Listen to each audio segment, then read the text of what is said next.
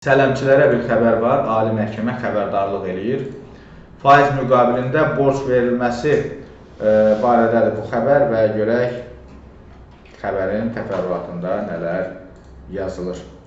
Faiz müqabilində borc verilməsi ilk baxışdan sadə mülki münasibət kimi görünsə də bu sahədə ciddi hüquqi risklər mövcuddur. Xüsusilə müxtəlif şəxslərə davamlı və sistemli şəkildə faizlə borc verən şəxslər bilməlidirlər ki, belə fəaliyyət müəyyən hallarda sadə borc münasibətindən çıxaraq onlar üçün hüquqi məsuliyyət məsələsi yarada bilər. Ali məhkəmədən verilən məlumatda qeyd olunur. Fiziki şəxslər arasında faizlə borc verilməsi öz-özlüyündə qadağan deyil. Lakin konkret şəxsə borc verilməsi ilə müxtəlif şəxslərə mütəmadi, sistemli və gəlir əldə etmək məqsədi ilə faizlə borc verilməsi eyni hüquqi hal deyil.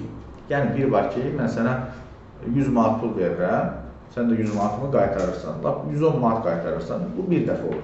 Bir də var, davamlı şəkildə bunu edirsənsə, bu artıq, belə deyək, məsuliyyət yaradır və təəssüf ki, bu günləri bölgələrdə o sələmçilərin əlindən insanların canı yığılıb boğazlanır.